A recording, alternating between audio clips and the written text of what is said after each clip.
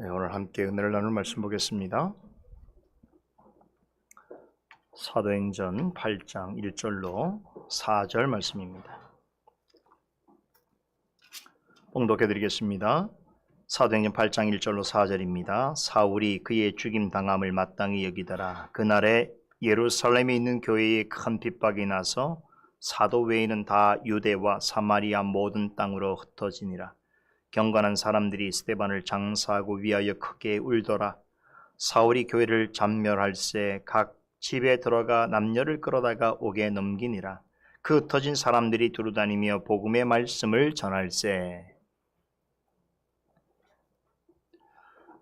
우리는 매주일 사도행전을 상고해 보고 있습니다. 지난주까지 수개월에 걸쳐서 사도행전 7장까지 내용을 살펴보았습니다. 그동안 29번의 강서를 전해드렸습니다. 사도행전이라 함은 예수 그리스도의 승천한 이후에 사도들의 행적을 기록한 책이다 라는 뜻입니다. 이 말의 의미대로 그동안 우리는 사도들의 행적과 관련해서 꽤 많은 내용과 교훈을 나누었습니다. 여러분 스스로 한번 생각해 보세요. 지금까지 우리가 살펴본 사도들 행적 가운데 여러분의 기억 속에 가장 깊이 남아있는 내용이 무엇입니까? 여러 가지 이야기를 할 수 있겠습니다만 무엇보다 기억해야 할 것은 지금 우리가 사도행전을 살펴보는 이유가 무엇인가 하는 것입니다. 이것은 성령께서 누가로 하여금 본서를 기록하게 하신 목적과도 관련되어 있습니다. 사도행전에 기록된 모든 이야기와 교훈은 한 가지 주제와 초점이 맞춰져 있습니다. 그것이 뭘까요? 바로 회입니다. 우리는 사도행전 7장까지 내용을 통해서 예수님께서 하늘에 오르신 이후에 사도들과 믿는 자들 사이에 어떤 일들이 일어났는가, 또 지상의 교회가 어떻게 발생하게 되었는지 배웠습니다. 이것은 단순한 기독교 역사에 관한 이야기가 아닙니다. 좀 더 깊이 들어가 보면 사도행전이 말하고자 하는 바는 교회와 관련해서 제기되는 근본적인 질문에 답하고 있습니다. 즉, 교회는 무엇이며 교회가 세워진 이유는 무엇인가? 교회로서 해야 할 일은 무엇이고 교회가 전해야 하는 메시지는 무엇인가 하는 실제로 교회와 관련하여서 매우 중요한 물음들에 대하여 답변하고 있습니다. 그렇다면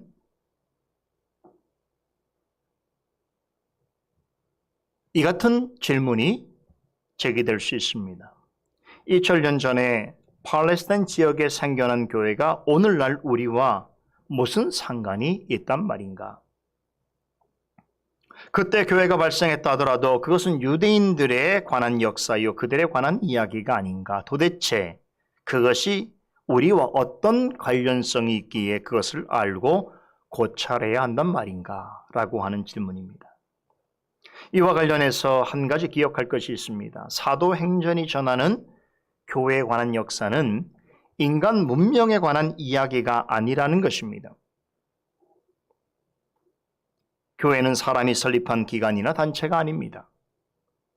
세상에 있는 기관들과 단체들은 서로 비슷한 생각을 가진 사람들에 의해서 결성되어지고 시간의 흐름에 따라서 발전해 가기도 하고 사라지기도 합니다. 그러나 교회는 그와는 서로 생겨났고 지금까지 유지되어 오고 있습니다. 세상에 존재하는 모든 기관과 단체는 사람에 의해서 설립되었지만 교회는 예수 그리스도께서 세우셨습니다. 베드로로부터 주는 그리스도시여 살아계신 하나님의 아들이시니다라고 하는 고백을 들으신 후에 이렇게 말씀하셨죠. 내가 이 반석 위에 내 교회를 세우리니 음부의 권세가 이기지 못하리라라고 약속하셨습니다. 그리고 승천하시기 전에 제자들을 향해서는 오직 성령이 너희에게 임하시면 너희가 권능을 받고 예루살렘과 온 유다와 사마리아와 땅끝까지 이르러 내 증인이 되리라 라고 명하셨습니다. 교회는 이렇게 시작되었습니다.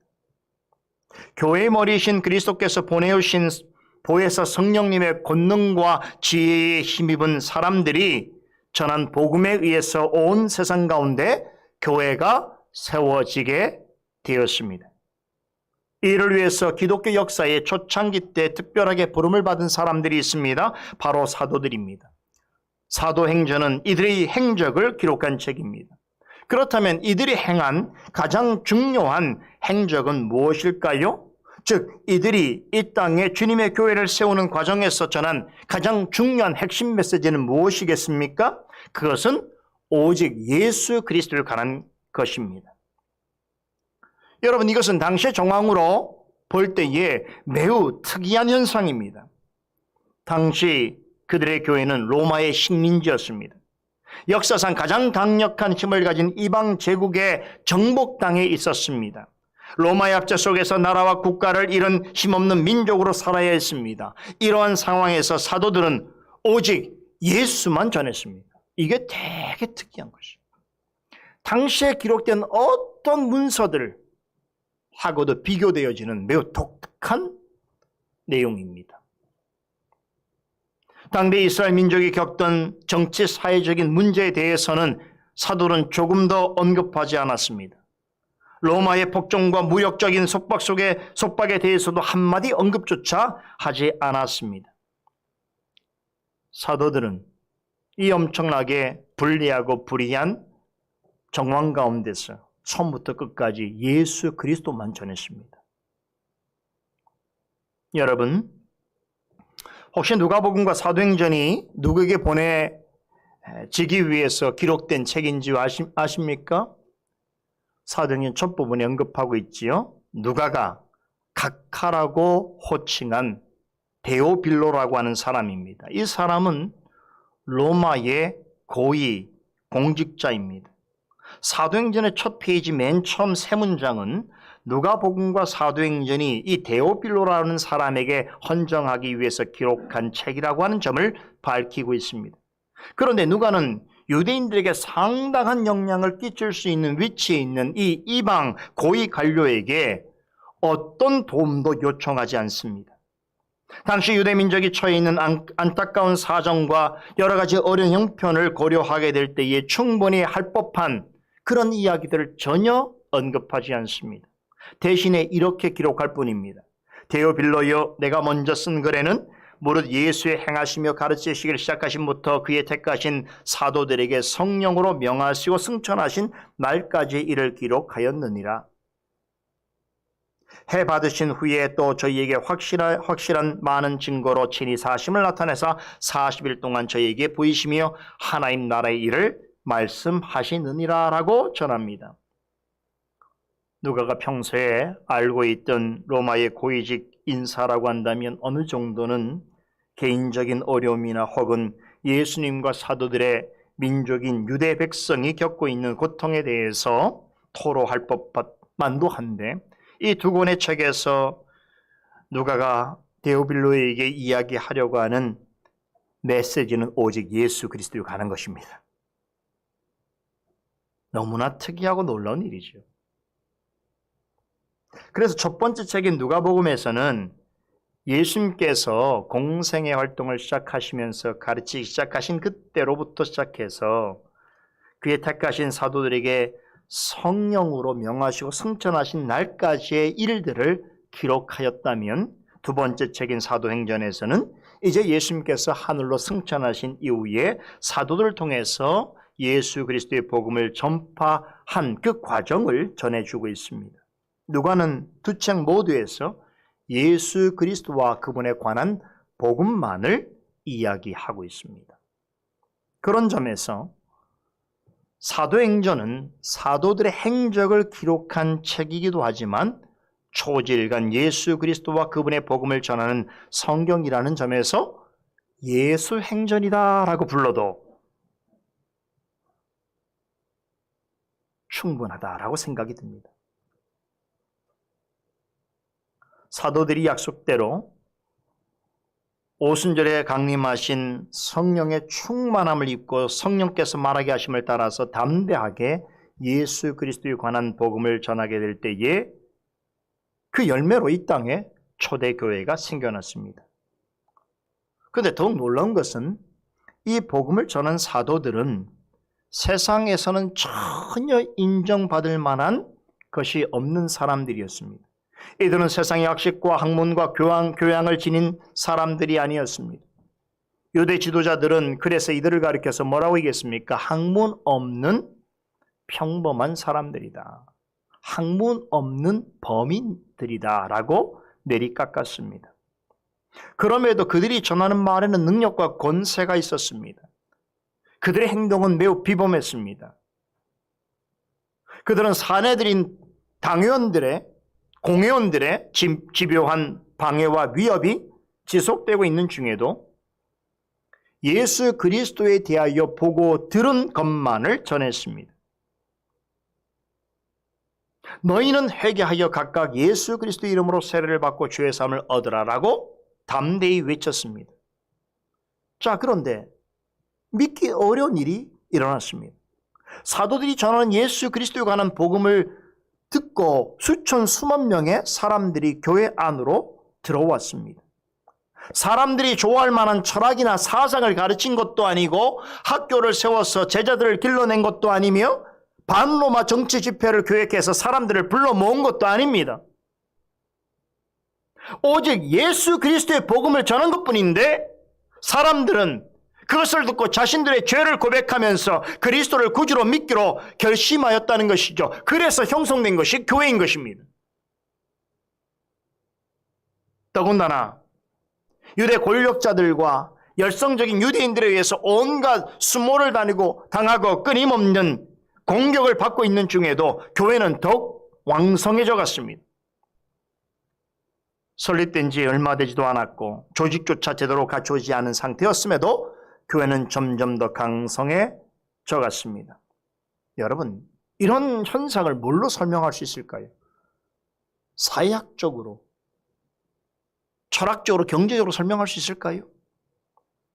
세상의 관점에서는 정말로 이해하기 어려운 일입니다.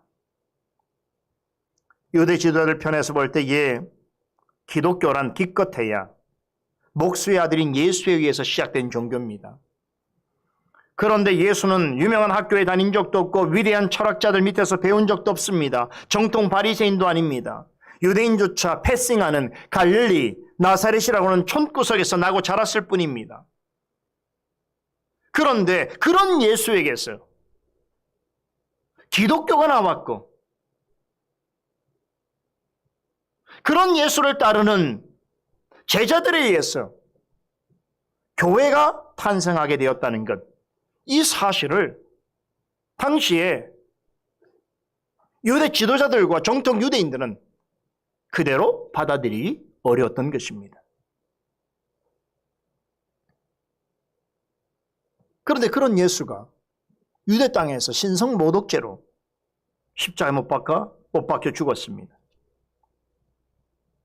그 뒤로 그를 따르는 자들이긴 하나 유대 지식층들이 볼 때에 지식도 없고 가진 것도 없고 평범하다 못해서 비천한 자들이 그리스도가 증거한 복음을 전했습니다. 그런데 어떤 일이 벌어졌습니까? 무학자에 가까운 허접하기 이를 데 없는 자들이 전하는 메시지에 여러분 예루살렘에 큰 영적인 변화가 찾아왔습니다. 예루살렘에 거주하거나 방문한 많은 유대인들이 이 복음을 듣고 변화했습니다. 사도들이 전하는 복음을 듣고 예수의 제자가 되기로 결심한 사람의 수는 급속도로 늘어갔습니다. 심지어 허다한 제사장의 무리도 그들이 전하는 가르침에 복종했습니다. 그렇게 하여 예루살렘에 예수 그리스도를 믿는 자들로 이루어진 많은 교회들이 세워지게 되었습니다. 여러분, 얼마 전에 예수를 죽이기로 협력하였어요. 실제로 예수 그리스도를 십자가에 못 박아 죽이는 데까지 이르게 했던 유대 지도자들과 정통파 유대인들의 입장에서는 여러분, 이 현상은 도대체 이해할 수 없는 것입니다. 그들에게는 충격과 두려움으로 다가왔던 것입니다.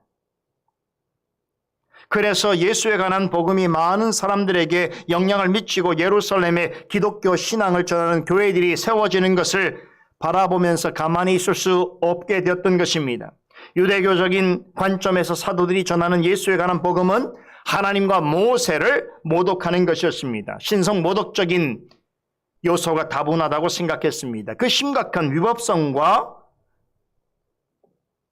죽어마땅한 중죄라는 것을 알리기 위해서 고심하던 중에 스데반이 전하는 교훈이 예수가 전한 메시지와 같다는 사실을 빌미로 하여서 거짓 증인들을 내세워서 스데반을 불법으로 신문하고 결국 돌로 쳐 죽였습니다. 이로써 스데반은 교회 역사상 그리스도의 복음을 전하다가 죽음당한 최초의 순교자가 되었습니다. 지난 주일에 제가 이 스데반의 죽음에 대해서, 이 죽음이 가지고 있는 특별한 의의와 교훈에 대해서 말씀을 드렸는데요. 여러분, 그런데요, 그의 죽음과 함께 성경에 처음 등장하는 주목해야 될 한 사람이 오늘 본문에 나오지요. 본문 1절과 3절에 나오는 누굽니까? 사울입니다.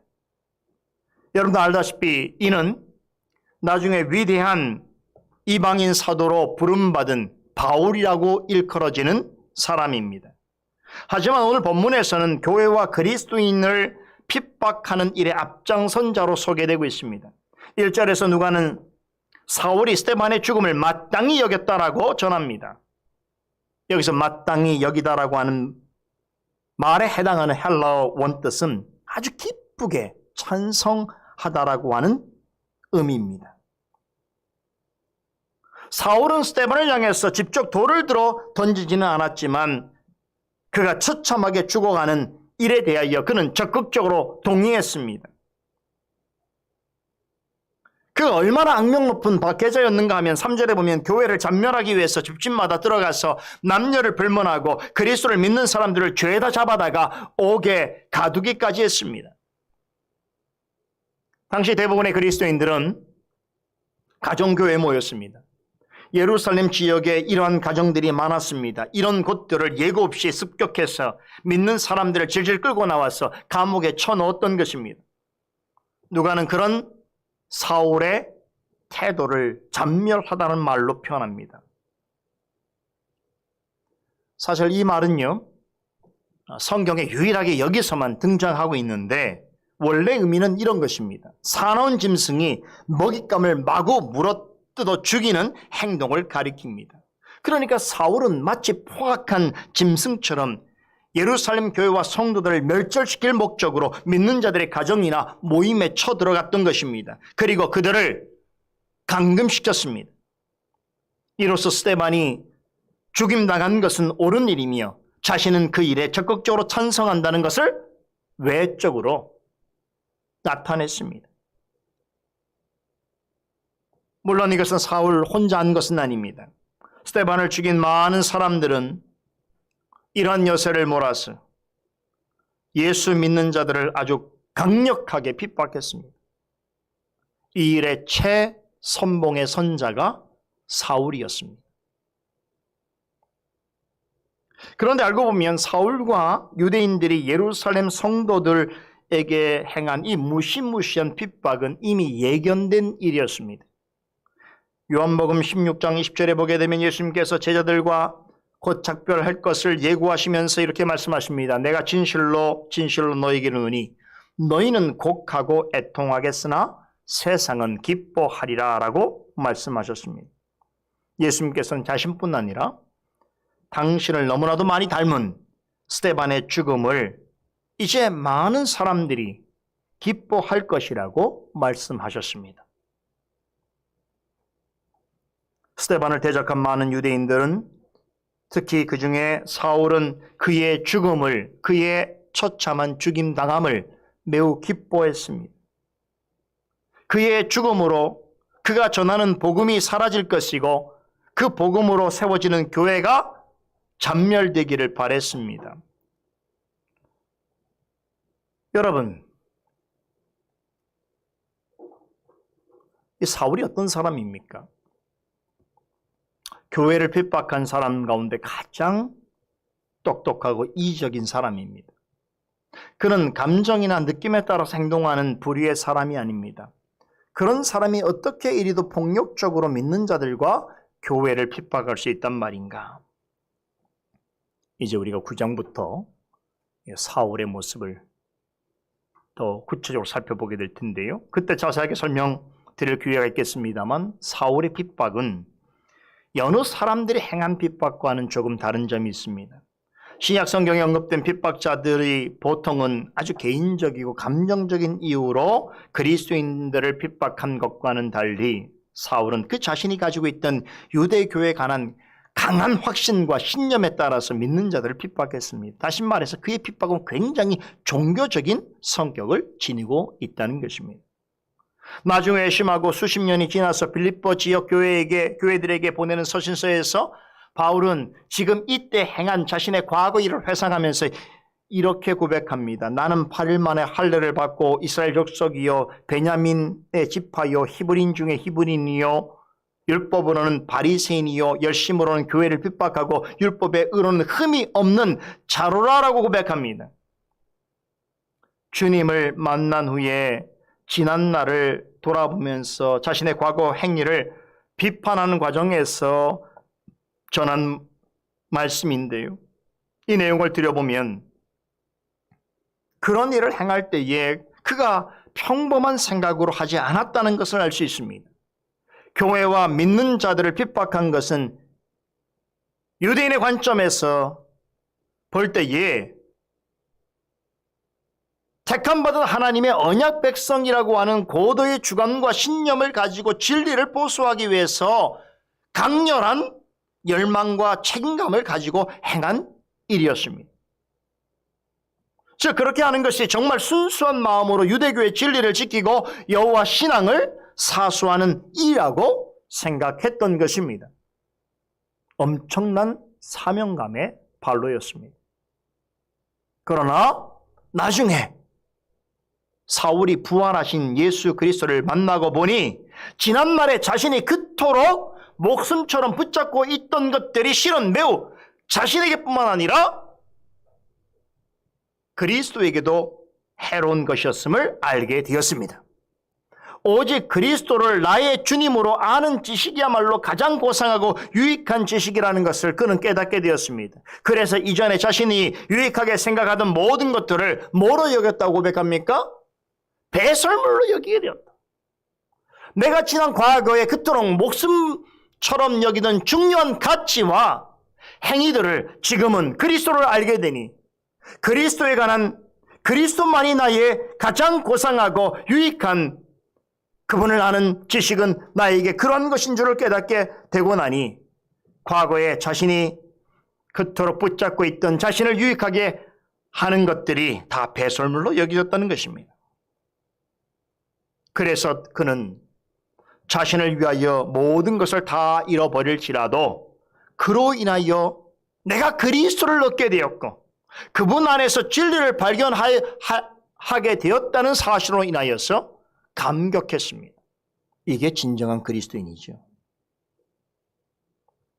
여러분, 사람이 열심히 성경을 공부하고 열심히 기도하고 열심히 율례를 지키고 열심히 믿는 것도 좋은 일입니다만 그것이 하나님이 원하시는 본의와 상관없는 것이라면, 다시 말해서 아주 잘못된 지식과 그릇된 확신으로 인하여 행하는 것이라면 바울이 고백한 것 같이 그것이 무엇이라도 실은 자신에게 유익한 것이 아니라 해가 되고 배설물로 버려야 될 것이라는 것을 기억하시기 바랍니다. 첫째, 잘못하면 자신에게 해가 되고 배설물로 여겨야 하는 것을 꽉 붙들고 그것이 마치 자신의 신앙의 본질인 양 오해하거나 혼동할 수 있는 것입니다. 아무리 진심이 있고 열심히 있어도 그러한 것은 해로운 것입니다.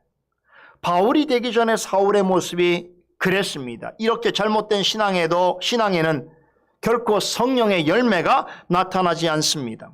스데반의 죽음을 대하는 사울의 모습은 그가 자랑하고 자부심을 갖던 신앙의 열매가 과연 무엇이었는가를 명확하게 증거해 주고 있습니다. 폭도들처럼 변한 유대인들이 무차별적으로 던지는 돌에 맞아 죽어가는 사람을 바라보면서 어떤 감정을 느낍니까? 거기서 희열을 느끼는 것이. 자신과 신앙이 다르다는 이유로 그 사람들이 모여있는 곳에 스색하고 강제로 끌어내고 옥에 가두고 그들이 모이는 장소를 훼손하고 하는 행동을 함에 있어서 아무런 양심의 가책을 느끼지 못한다는 것이에요. 여러분, 이것이 말해주는 것이 무엇입니까? 그가 가진 신앙, 그가 가진 열심은 예수 그리스도께서 가르치시는 기독교 신앙과는 아무런 관련이 없다는 것을 말해주고 있는 것입니다. 그의 신앙이 행위로 나타나는 것이.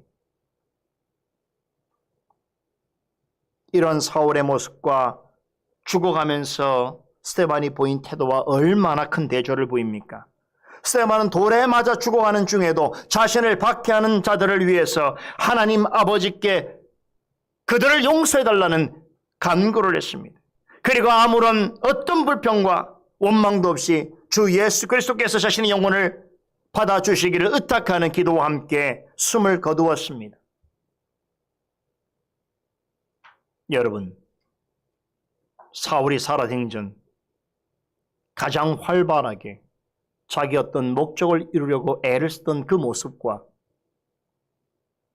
마지막 죽음 앞에서 서 있는 스데반의 모습과 얼마나 큰 대조를 이룹니까? 사울은 흥분한 군중 틈에서 스데반의 죽음을 처음부터 끝까지 지켜보았습니다. 잔인한 폭도들 앞에서 너무나 의연하고 평온하게 마지막 순간까지도 기도하면서 천사와 같이 밝게 빛나는 표정으로 최후 순간을 맞이하는 모습을 지켜보았습니다. 그들이 이 위대한 믿음의 사람을 얼마나 잔인하게 폭행하고 비참하게 죽이는가를 그는 낱낱이 목격했습니다.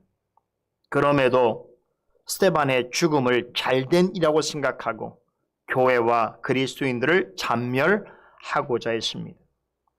이런 것이 근본주의적인 유대교 신앙의 관점에서는 칭찬받을 수 있는 일인지는 모르겠으나 성령과 지혜와 은혜와 믿음과 능력이 충만했던 스데반과는 완전히 대조되는 모습입니다. 본문 2절에 보면 누가는 이러한 사울의 모습과 경건한 사람들의 모습을 대조적으로 묘사합니다. 이들은 스데반의 죽음을 크게 애통해했습니다. 그의 죽음은 참으로 부당하고 주님의 교회에 큰 손실이라는 것을 알았기에 그들은 스데반의 죽음을 더욱 슬퍼했습니다. 하지만 그의 죽음은 너무나 숭고하고 아름다운 죽음인 것을 확신했기에 엄숙하게 그의 장례를 치러주었습니다. 여러분, 이 모습 또한 앞서 설명드린 사울의 모습과 비교해 보세요. 누가 더 하나님의 마음을 가진 자답습니까? 성의 열매로 하나님을 기쁘시게 하는 자가 누구인 것 같습니까? 누가는 경건한 사람들이 스데반을 장사하기 위해서 크게 울었다라고 짤막하게 기술하고 있습니다만 여러분, 이 당시 상황을 우리가 생각해 보면 이게 보통 일이 아닌 것이에요. 신성모독죄로 인하여 돌로 맞아서 처형된 주 예수의 죽음을 슬퍼하고 그의 장례를 치러준다는 것은 대단한 용기가 필요한 일이 아닐 수 없습니다. 자칫하면 같은 부류의 죄인으로 취급받을 수 있기 때문입니다. 그렇겠지요? 그러함에도 이들은 공개적으로 스데반의 죽음을 애통해하고 그를 위하여 장사 지내 주었습니다. 그런데 이런 일을 하는 데 있어서 전혀 두려움을 느끼지 않았을 뿐만 아니라 조금도 후회함 없이 담대하게 행했습니다. 이것은 자신에게 어떤 피해와 불이익이 있더라도 감내해내겠다라고는 확고한 믿음과 의지가 없다고 한다면 취하기 어려운 태도인 것입니다. 저는 이 점에서 또다시 스데반과 예수님을 비교해 볼 수 있습니다. 스데반의 죽음과 예수님의 죽음과 비교되는 측면이 있습니다.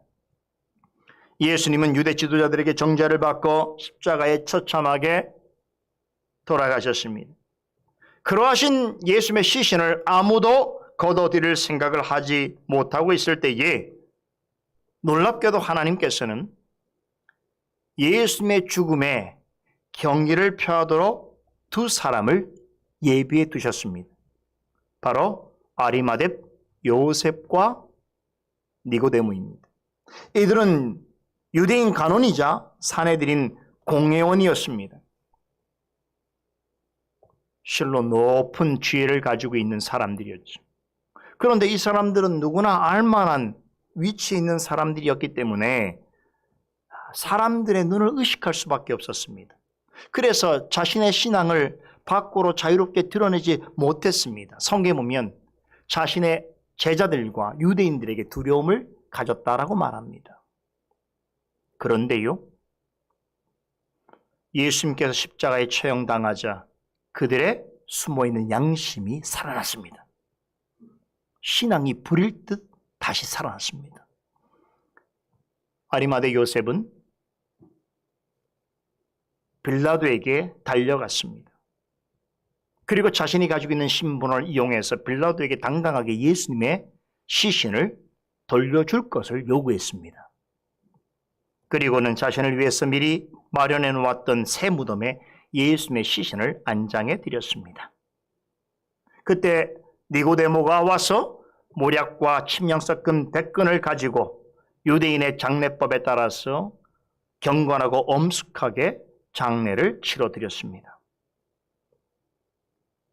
놀랍게도 하나님께서는 스데반을 위해서도 예수님에게 아리마대 요셉과 니고데모 같은 사람을 준비해 주신 것처럼 어떤 사람들을 예비해 주셨습니다. 그것이 누구입니까? 스데반의 죽음을 애통해하는 경건한 사람들입니다. 이 사람들의 이름은 몰라요. 그러나 스데반, 신성모독죄로 공개적으로 죽은 그의 죽음을 슬퍼하고 그를 위하여 엄숙하게 장례를 치러준 경건한 사람들이 있었습니다. 그들로 하여금 스데반의 죽음에 경의를 표하도록 해주셨습니다. 그리고 그의 죽음을 심히 안타까이 여기고 슬퍼하는 초대교회 성도들에게 큰 위로와 소망을 전해주셨습니다. 여러분, 예수님과 스데반의 삶은 여러 가지 면에서 평행 이론적인 부분이 있어요. 이런 것들은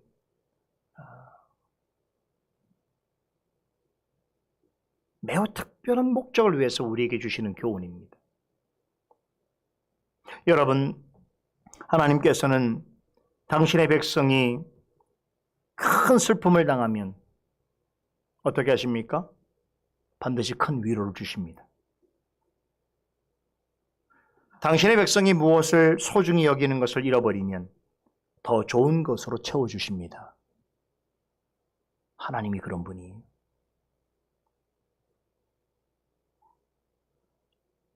하나님의 위대한 종 스데반을 대명천지에 잃어버린 초대교회는 얼마나 큰 슬픔 가운데 있었겠습니까? 교회 현실을 생각해 볼 때 얼마나 큰 좌절과 두려움을 느꼈겠습니까? 그런데 하나님께서는 스데반의 역할을 감당할 또 한 사람의 샛별같이 빛나는 전도자 한 사람을 선물로 주셨습니다. 누굽니까? 빌립입니다. 빌립에 관한 본격적인 이야기는 다음 주부터 살펴보게 될 텐데요. 흥미롭게도 빌립의 이야기는 예루살렘을 벗어나서 최초로 사마리아 성의 복음을 전하는 여정을 우리에게 들려주고 있습니다. 자, 이 말은 지금까지 여러분과 제가 살펴본 사도행전의 모든 배경은 어디였다는 거예요? 예루살렘에 있었다는 것이. 사도행전 1장부터 7장까지 8장이 시작되는 부분까지 이야기는 모두가 예루살렘 성 안에서 일어난 이야기를 우리에게 전해주고 있습니다. 그런데 8장이 시작되면서, 즉 오늘 본문과 함께 사도행전의 이야기는 새로운 전환을 맞습니다. 복음이 예루살렘 지역을 넘어서 온 유대와 사마리아 땅끝까지 퍼져나가는 그 과정의 시초를 우리에게 전해주고 있습니다. 그와 함께 오순절 성령 강림 사건 이후에 예루살렘 지역의 안에만 머물러 있던 교회들이 다른 지역에 세워지는 놀라운 역사의 발단을 전해주고 있습니다. 사도행전 후반부에 가보면요, 이제 이 복음이 유다와 사마리아 땅을 지나서 더 먼 곳까지 확장되어 가는데, 당대 세계의 심장이라고 여겼던 그리스와 로마까지도 가게 되고, 또한 당시 사람들이 세상의 끝이라고 생각했던 스페인까지 복음이 전파되어집니다. 그리고 그곳에도 교회가 세워지는 이야기가 나옵니다. 그 사이에 지중해 주변과 소아시아 지역의 거의 모든 나라 사람들이 복음을 전해 듣게 됩니다. 기독교 신앙의 불모지였던 그와 같은 이방 땅에서 그리스도를 믿는 사람들이 생겨나고 그들이 모여 신앙생활을 하는 교회들이 세워지는 것을 우리는 사도행전을 통해서 목격할 수 있습니다. 그렇게 하여서 오늘날까지 전 세계에 복음이 전파되었던 것입니다. 현재 전 세계 어느 나라든 교회가 없는 것은 없습니다. 몇몇 공산주의 국가들과 중동과 아프리카에 있는 이슬람 원리주의를 국교로 채택한 국가들이 있지만, 그런 나라에도 이미 복음은 소개되었습니다. 복음이 소개되고 있습니다. 겉으로는 드러낼 수 없어서 마치 지하교회처럼 비밀리에 모이지만, 그런 곳에도, 저는 북한에도 많은 지하교회가 있다는 얘기를 수차례 들어왔습니다. 반드시 하나님이 택하신 그리스도인들이 있습니다. 역사적으로 거슬러 올라가면 사도행전 8장이 이 모든 일의 시작점이라는 것을 우리에게 말해주고 있습니다. 사도행전 8장의 내용과 더불어서 예루살렘을 넘어서 이방 땅, 이방인들에게 복음이 전파되는 새로운 선교의 국면이 이제부터 펼쳐지는 것입니다.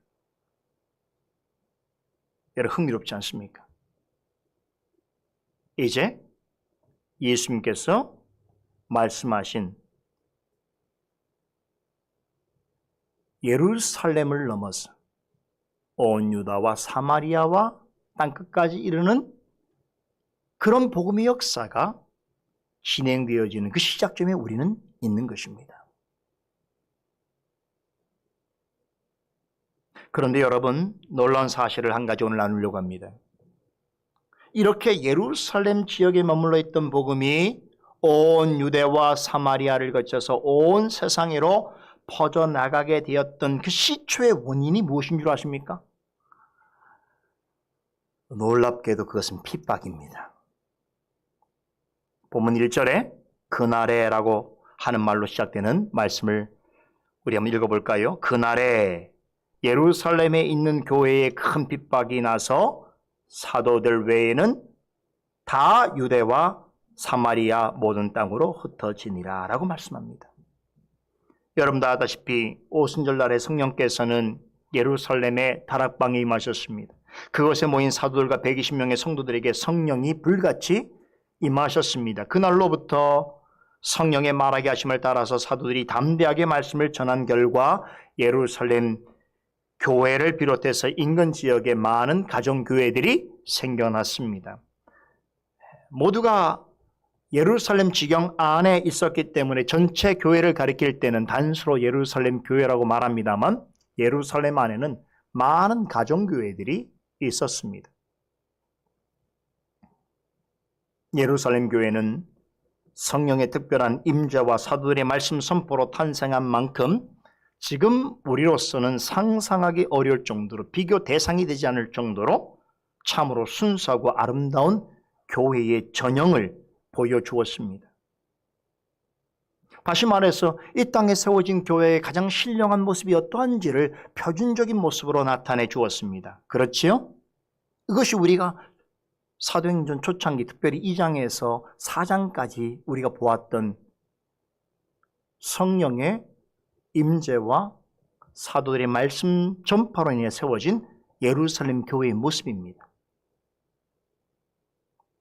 그런데요, 시간이 갈수록 예루살렘 교회에 많은 사람들이 모여들고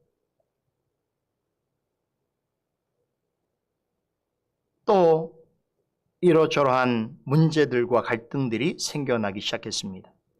아나니아 삽비라 부부처럼 사도들과 성령을 속이려는 자들이 생겨나는가 하면 구제 문제로 히브리파 유대인과 헬라파 유대인 사이에 분쟁이 발생하기도 했습니다.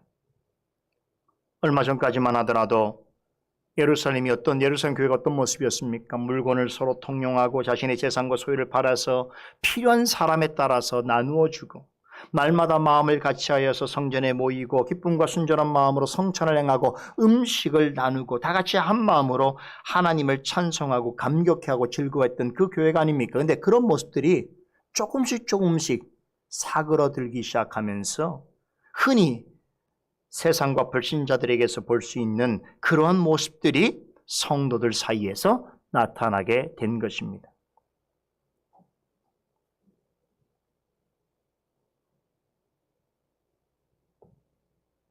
자신에게 아까운 것 같으면 숨기고, 이에 타산이 맞지 않으면 불평하고, 손해보는 것 같으면 원망하는 일들이 예루살렘 교회 안에서 나타났다는 거예요.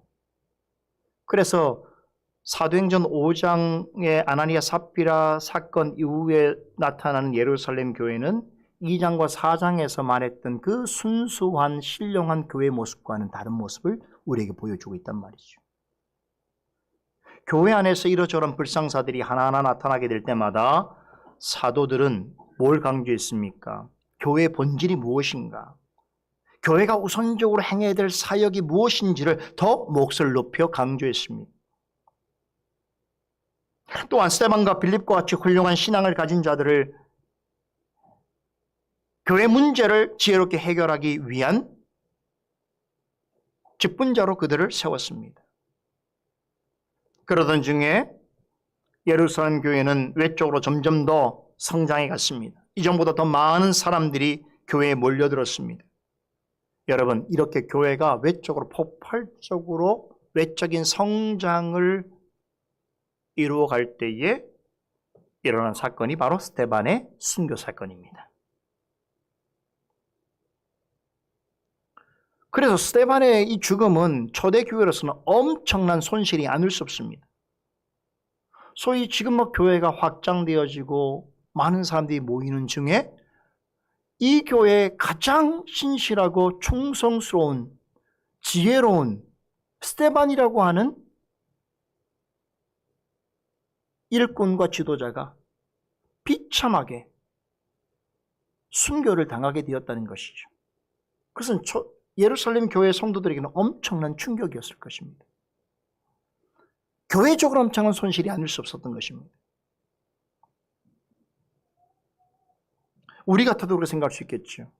어떤 사람이 정말 교회 신실한 일꾼이고 누가 보아도 칭찬받을 만한 것이 많은 성도인데 그런 성도가 갑자기 생을 마감한다고 생각해 보세요. 얼마나 황망하고 얼마나 슬프겠습니까? 그보다 더한 감정을 예루살렘 교인들이 느꼈을 것입니다. 하지만 하나님께서는 그의 죽음을 통해서 예루살렘 교회를 정화시키고 성도들을 각성케 하셨습니다. 어느덧 교회 규모가 커지니까 교인 수가 많아지다 보니까 상대적으로 교회 본질과 자태를 치열하게 고민하고 이것을 드러내는 일보다는 교회에 모이는 사람들의 필요를 채워주고 사람들과 관련된 여러 가지 일들의 경위를 따지고 재정 상태를 근심하고 성도들 사이에서 일어나는 갈등을 조정하는 일에 교회가 더 많은 관심을 가질 수밖에 없었던 것이죠. 그 즈음에 헬라파 유대인과 히브리파 유대인 사이에 충돌이 일어나서 헬라파 유대인들이 히브리파 유대인들을 원망하는 사태가 발생하게 되었습니다. 여러분, 이 일로 가장 큰 충격받은 사람이 누굽니까? 사도들이. 그래서 사도들은 일이 일어나자마자 자신들의 잘못을 인정하면서 뭐라고 얘기했습니까? 우리가 하나님의 말씀을 제쳐놓고 공개를 일삼는 것이 마땅치 않다라고 하는 대오각성의 고백을 교회 앞에서 하게 된 것이. 그래서 이제 말씀과 기도 외에 사실 교회의 본질을 드러나는 이 일에 있어서 일과 다른 일이 아닌 다른 교회적 일들에 있어서는 그 문제를 해결하고 더 교회가 섬기고 나누는 믿음의 공동체로 거듭나기 위해서 어떻게 했습니까? 성령과 지혜가 충만한 7 사람을 세우게 됐던 것입니다. 그런데 사도들이 한 가지 놓치고 있었던 것이 있어요. 그게 뭔가 하면 얼마 전에 예수님께서 하늘로 승천하시면서 성령을 받은 너희는 예루살렘으로부터 온 유대와 사마리아 땅끝까지로 내 증인이 되라고 하신 그 대위 명령을 어떻게 교회 현실에서 실천해 가야 할지에 대한 구체적인 플랜을 갖지 못했다는 것이, 그러니까 막연하게 그럴 때가 되면, 그 시점이 되면 그러하겠지라고 생각하게 됐던 것이, 그러니 성도들은 더더욱 신경 쓰지 못했을 것입니다. 분명히 하나님, 예수님으로부터 이 명령을 받았음에도 불구하고 어떻습니까? 지금 자신들의 형편은 예루살렘 안에 지금 교회 일로, 교회 문제로 갈등하고 또 스데반의 일로 근심하는 이 정도 있는 거예요. 무슨 얘기인지 이해가십니까? 예수님의 말씀은 들었지만 시간이 지나면 어떻게 되겠지? 그때까지 우리끼리라도 좀 잘해보지 라고 하는 그런 아니라고 무책임한 생각에 서로 양보하고 있었다는 거예요. 서로 타협하고 있었다는 것이죠. 이와 같은 상황에서 하나님께서는 예루살렘 교회에 스데반 순교 사건과 그에 잇따르는 큰 핍박을 허락하셨습니다. 예수님의 명령을 전해들었음에도 예루살렘 바깥 지역으로 복음을 들고 나갈 생각은 엄두조차 하지 못한 채에 자신들에 관한 일에만 골몰해가는 그런 교회를 향해서 스데반의 죽음과 핍박이라고 하는 충격파를 가하신 것입니다. 여기에 하나님의 뜻이 있어요. 여러분, 바로 이 일로 인해서 예루살렘 안주에 있던 교회와 성도들이 흩어져 버렸어요.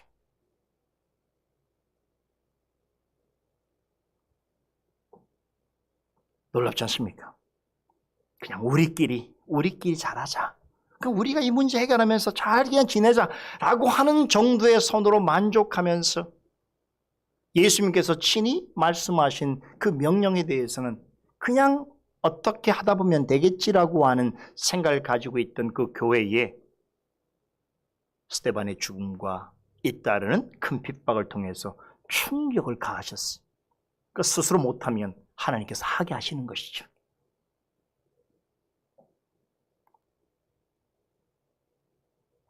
그런 관점에서 볼 때에 예루살렘 교회의 스데반의 죽음과 이어지는 큰 핍박은 하나님께서 허락하신 것이다 라고 보아야 하는 것입니다. 그렇게 하여서라도 예루살렘 교회로 하여금 예수님께서 명하신 지상 명령을 충실히 감당하게 하시기를 원하셨던 것입니다. 제가 이렇게 확신 있게 말씀드린 이유가 있어요. 이게 근거 없는 얘기가 아니에요.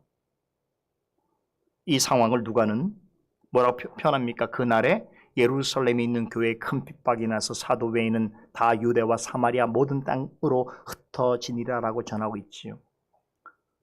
누가는 예루살렘 교회 성도들이 유다와 사마리아와 그 외 다른 지역으로 흩어지게 된 것을 교회에 일어난 큰 핍박 때문이라고 그렇게 설명해 주고 있습니다. 그런데요, 오늘 이 말씀을 원문 성경 그대로 보게 되면 우리말로 흩어지니라고 하는 이 말에 해당되는 헬라어 동사는 놀랍게도 수동태 부정 과거형으로 기록되어 있습니다. 무슨 뜻이냐면 우리말로는 흩어지니라고 번역을 했지만 원뜻대로 하면 흩어짐을 당했다라고 번역하는 것이 정확합니다.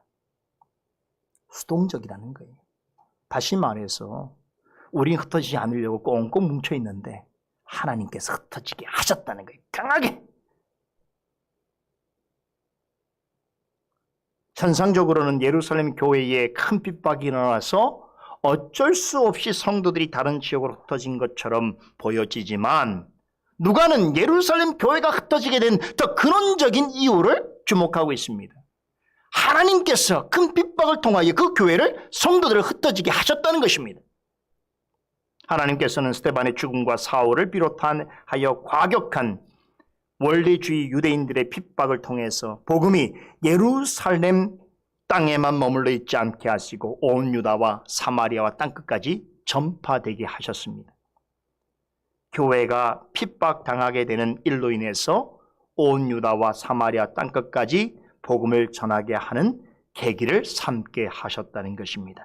그렇게 해서 예수님께서 말씀하신 지상 명령이 이루어지게 되었습니다. 여러분, 하나님이 하시는 일은 이처럼 놀랍고 신비로운 거예요. 하나님의 주권과 섭리를 이루시는 방식은 우리 인간의 지혜로는 감히 생각할 수 없을 정도로 놀랍습니다. 우린 현상만 바라보고 거기에만 매몰되지요. 그러나 하나님은 그 이상의 선한 뜻을 이루어 가시는 분이십니다. 믿으시기 바랍니다. 예루살렘 교회에 임한 큰 핍박과 관련해서 좀 더 생각해 볼 것이 있습니다. 예루살렘 교회의 핍박이 왜 일어난 것일까요? 스데반은 왜 핍박받아 죽게 되었으며 사울은 왜 교회를 잔멸하기 위해서 믿는 자들 잡아다 옥에 가두었을까요? 여러분, 핍박은 하나님께서 허락하신 것이지 하나님께서 하신 건 아니지요. 그럼 우리가 물어야 되는 거예요. 왜 이토록 큰 핍박이 예루살렘 교회에 있게 되었는가?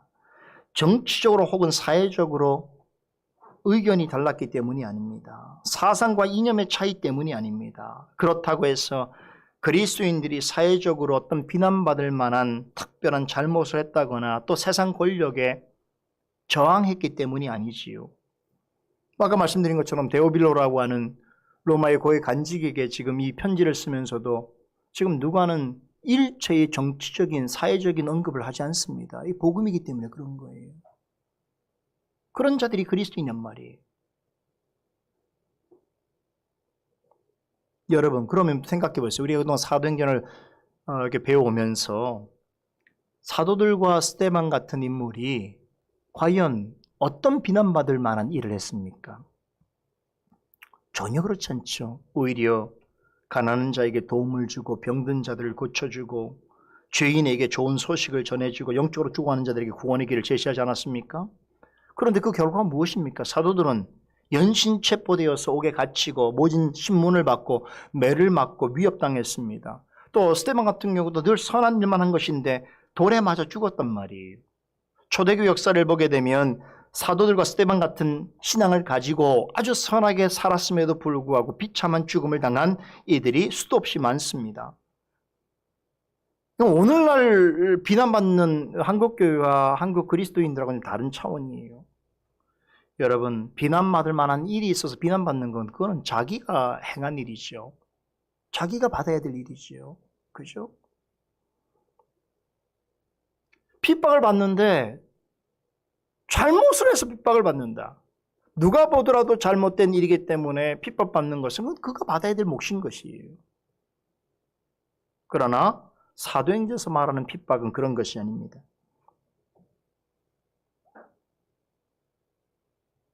비록 예루살렘 교회에 아까 말씀드린 것처럼 몇 가지 문제들이 있었어요. 아나니아 삽비라 같은 부부가 나타나서 성령을 속이기도 하고 또 물질의 탐심을 나타내 보이기도 했고 또 구제를 하는 문제로 인해서 성도들 가운데 다툼과 원망이 일어나기도 했습니다. 그런데 이런 종류의 문제들은 사람이 모인 곳이라면 교회가 아니라도 어디서든 나타날 수 있는 일이 아주 특별한 비난을 받을 만한 일이 아닙니다. 그러나 사도행전에서 말하고 있는 참 기독교 신앙은 전혀 비난받을 만한 것이 없다는 것이에요. 기독교 복음은 죄악에 가득한 세상에 유일한 희망을 가져다주는 좋은 소식입니다. 그래서 복음인 것이에요. 그렇지 않습니까? 그런데도 왜 기독교는 항상 핍박을 받아야 하고 복음을 순수하게 전하는 사람들은 미움을 받아야 하는 것일까요? 왜 세상은 가장 좋은 것을 거저주는 기독교와 가장 좋은 소식인 복음을 반대하고 거부하는 것일까요? 마치 분노한 유대 지도자들과 유대인들이 분노심에 가득해서 빌라도를 향해서 뭐라고 외쳤습니까? 저를 없이 하여 주소서, 십자가에 못 박아 죽게 하소서라고 그렇게 외쳤듯이 또 스데반의 설교를 들은 헬라파 유대인들이 분노가 가득해서 이를 알면서 큰 소리를 지르며 길을 막고 달려들어서 돌로 쳐 죽이려고 했듯이 왜 세상과 불신자들은 참 기독교와 복음을 향해서 늘 이런 태도를 취하는 것일까요?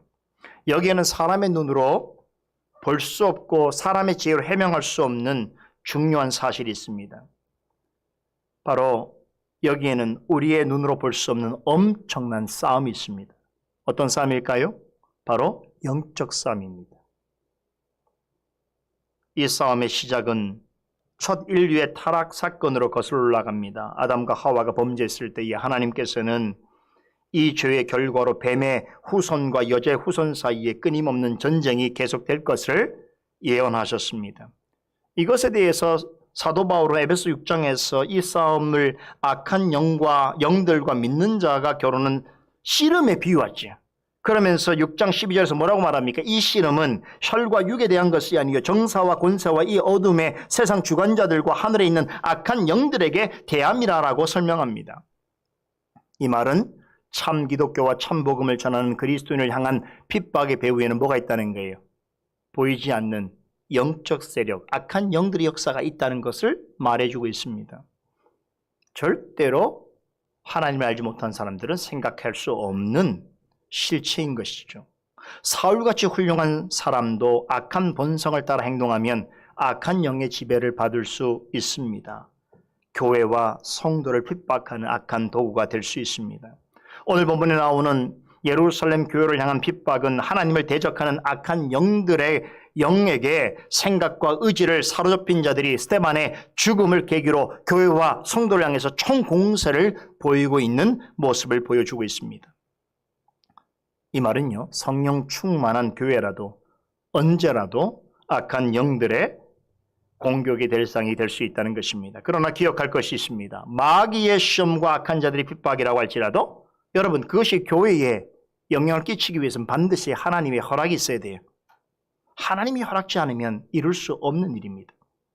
하나님께서는 예루살렘 교회에 큰 핍박이 일어나는 것을 허용하셨습니다. 그러니까 이 허용을 마귀와 악한 자들은 어떤 의도로 사용합니까? 아예 교회를 완전히 초토화시킬 그런 심산으로 온 힘을 다해서 예루살렘 교회를 핍박했습니다. 그런데 1절을 다시 보세요. 이 큰 핍박이 어디에서 일어났다고 말합니까? 예루살렘에 있는 교회입니다. 여러분, 교회가 무엇입니까? 하나님의 백성의 모임입니다. 교회는 하나님께서 세상으로부터 따로 불러 모으신 거룩한 백성들의 모임입니다. 예수님께서는 이 모임을 나의 교회라고 하시면서 뭐라고 하셨어요? 음부의 권세가 이기지 못할 것이라고 약속하셨습니다. 놀랍지 않습니까?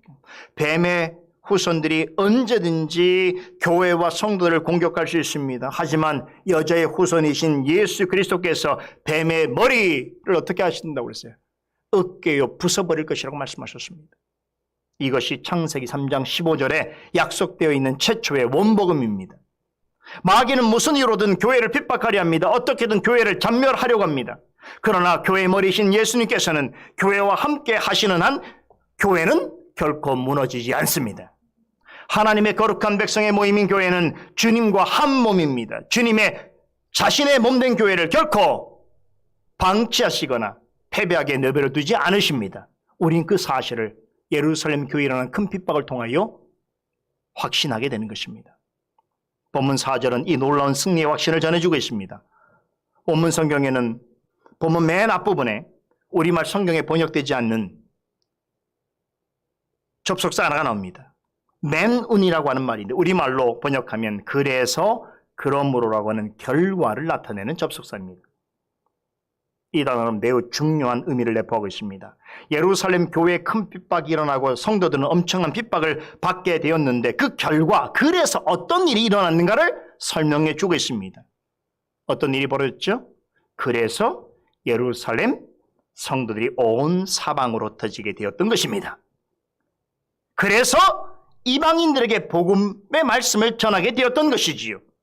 그래서 예수님께서 부활하시면서 제자들에게 명령하신 그 약속, 즉 성령이 너희에게 임하시면 너희가 권능을 받고 예루살렘과 온 유다와 사마리아 땅까지 이르러 내 증인이 되리라고 하신 그 말씀이 예루살렘 교회에 일어난 핍박 때문에 비로소 성취되기 시작한 것입니다. 여러분, 예루살렘 교회적 입장에서 볼 때는 핍박은 아픈 일이지요. 괴로운 일입니다. 고통이고 고난입니다. 그러나 하나님께서는 그 핍박을 통해서 예수님이 하신 약속을 이루십니다. 드디어 우리는 사도행전 8장을 통해서 그리스도의 복음이 예루살렘 지경을 넘어서 온 유대와 사마리아와 땅끝까지 전달되어지게 되는 새로운 복음의 역사의 시작을 보게 됩니다. 예루살렘에 발생한 큰 핍박으로 사도들을 제외하고 예루살렘에 있던 대부분의 성도들이 흩어졌습니다. 성령께서는 이 큰 핍박 가운데서도 사도들만큼은 예루살렘에 남게 하셨습니다. 여기에는 놀라운 하나님의 섭리가 있습니다. 여러분, 예루살렘 교회는 앞으로 전개될 이방 선교의 가장 중요한 진원지가 됩니다. 모든 교회의 모교회로서의 역할을 감당할 그런 교회적 사명을 가지고 있습니다. 나중에 사도행전 15장에 보게 되면 모든 곳에 흩어져 있는 교회 지도자들이 예루살렘 교회에 모여서 뭐합니까? 앞으로 선교와 전도를 어떻게 할 것인지를 논의하게 되지요. 이 중요한 역할을 맡게 하시기 위해서 이 교회를 지키시고 보존하시기 위해서 사도들은 이 지역에 남겨뒀습니다. 그 사실을 깨달은 사도들은 예루살렘을 떠나지 않습니다. 옛날에 우리 일제시대 때 혹은 6.25 전쟁 때 어떤 일이 있었어요? 평양에 있었던 많은 그리스도인들, 지도자들이, 목사님들 중 신실한 분들이 어땠어요? 나는 떠나지 않으리라. 물론 떠나서 또 하나님의 섭리 가운데 그래서 나만의 교회들이 많이 세워진 거 아닙니까? 그런 분도 있고 거기서 순교를 하더라도 교회를 지키고 있는 분도 있는 거예요. 하나님은 사도들을 그렇게 사용하시기 위해서 예루살렘에 그들을 남게 하셨습니다. 그런데 놀라운 것은 핍박이 있는데도 사도들은 떠나지 않았다는 것이. 하지만 예루살렘 교회에 속해 있던 많은 성도들은 이 큰 핍박으로 인하여 이제 이방 지역으로 흩어졌습니다. 이 흩어지다는 말이 다시 한번 나오지요. 여러분, 이 헬라어 디아스페이로라고 하는 말인데요. 이 말의 원 의미가 뭐냐면 농부가 밭에다가 씨를 흩뿌리는 거예요. 지금도 그런 식이 있습니다만 옛날에는 농부가 씨를 뿌릴 때 어떻습니까? 광줄이나 포대 같은 데다가 씨를 담아놓고 이렇게 한 손으로 한 움큼 쥐어다가 어떻게 합니까? 그냥 흩뿌리는 거예요. 그냥 흩뿌리는 거죠. 고량에 넣지 않고 흩뿌린단 말이에요. 그런 의미인 거예요. 바로 이 디아스페로라고 하는 말의 명사형이 흩어진 백성이라는 의미의 디아스포라라고 하는 말입니다. 디아스포라. 이스라엘 백성에게 큰 핍박이 났을 때마다 마치 농부가 씨를 흩뿌리듯이 그들은 여러 지역으로 흩어졌습니다. 그런데 하나님의 섭리적인 관점에서 본다면 핍박을 통해서 그들을 온 세상으로 보내신 것입니다. 그렇다면 예루살렘 교회에 일어난 핍박에는 어떤 섭리가 있는가? 예루살렘 교회 성도들로 하여금 온 세상에 흩어져서 복음의 씨앗을 뿌리게 하신 것이지요. 그리하여 온 땅에 주님의 교회가 세워지게 하신 것입니다. 그로써 예수님의 약속은 반드시 이루어질 것이며 어디에 있든지 주님의 교회는 반드시 승리할 것을 알려주신 것입니다. 말씀을 맺습니다. 사랑하는 성도 여러분, 주님의 교회라도 고난과 핍박을 당할 수 있습니다. 교회 역사가 말해주듯이 사단과 악한 자들에 의해서 교회는 큰 핍박을 받기도 합니다. 지금 우리 시대에도 교회를 향한 핍박은 여전히 계속되고 있습니다. 그러나 어떤 일도 하나님께서 허락하지 아니하시면 일어나지 않습니다. 그런데 만일 허락하신다면 거기에는 하나님의 놀라운 계획과 섭리가 있습니다. 예루살렘 교회에 일어난 큰 핍박으로 인해서 예루살렘 교회 성도들은 여러 지역으로 흩어지게 되었습니다.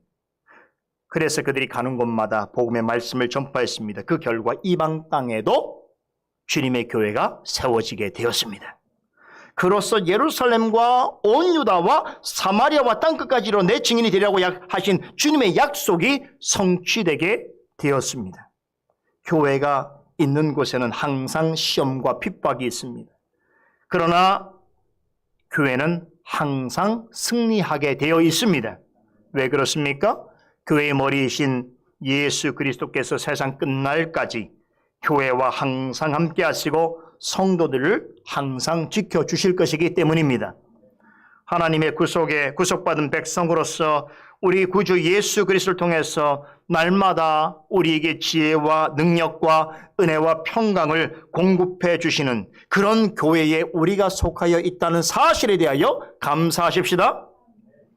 우리 주여 구주이신 예수 그리스도의 다스림심과 보호하심을 받으면서 그런 교회에 속하여 있는 성도라고 한다면, 그런 교회라면 어떠한 고난과 핍박도 그분과 함께 이겨낼 수 있음을 믿으시기 바랍니다. 기도하십시다.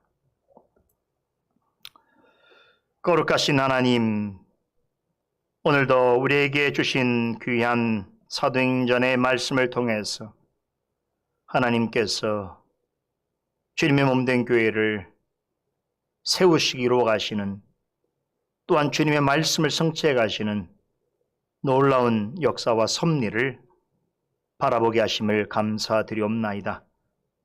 이런 역사가 우리가 지금 서 있는 우리 교회와 또 이 시대에 있는 주님의 택한 교회와 성도들에게도 여전히 유효한 진리의 말씀으로 적용될 것을 믿사오니, 오 하나님, 어떤 시험과 고난과 핍박이 있을지라도